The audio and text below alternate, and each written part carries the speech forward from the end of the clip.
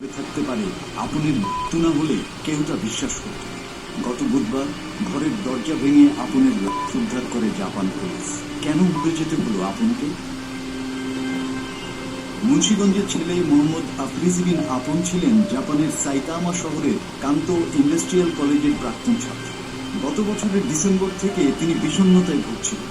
নিকটজনদের কাছ থেকে জানা যায় শেষ কয়েক মাস ধরে ভীষণ হতাশাগ্রস্ত ছিল আপন।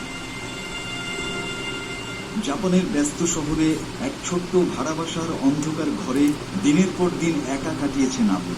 ছাত্র জীবনের শেষের দিকে কলেজের বেতন নিয়ে সমস্যায় পড়েছিল।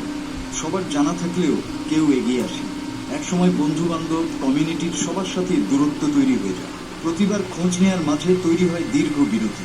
কলেজের বেতন বাকি, দীর্ঘদিনের গ্যাস, পানি ও বিদ্যুৎ বিল পরিশোধ না করতে পারায় তার বাসায় বন্ধ হয়ে গিয়েছিল সব ধরনের সুবিধা। ফোনের সিম কার্ডও ছিল বন্ধ, ফোন চার্জ দেওয়ারও সুযোগ ছিল না। এক প্রকার ঘরবন্দি হয়ে গিয়েছিলেন তিনি। প্রতিবেশীরা জানিয়েছে গত 15 দিন ধরে কেউ তাকে বাসা থেকে বের হতে দেখেনি। বাইরে থেকে কেউ খাবার দিয়ে গেলেও সেগুলো থাকতো ঠিক আগের জায়গাতে, কারণ ভেতর থেকে দরজা খোলার মতো শক্তিও ছিল না তার। শেষবার তাকে বাইরে থেকে দেখা গিয়েছিল রান্নাঘরের ছোট্ট জানালার ফাঁক দিয়ে। মোবাইলের ফ্ল্যাশ লাইটের আলো জ্বালিয়ে সে বলেছিল চোখে কিছুই দেখতে পাচ্ছে না। সে বলেছিল 4 দিন ধরে কিছু খায়নি। কিন্তু জাপানের নিয়ম অনুযায়ী অনুমতি ছাড়া কারো দরজা ভাঙা যায়। সতীর্থরা সিদ্ধান্ত নিয়েছিল আগামী রবিবার পুলিশ, অ্যাম্বুলেন্স আর ফায়ার সার্ভিস নিয়ে দরজা খোলা হবে।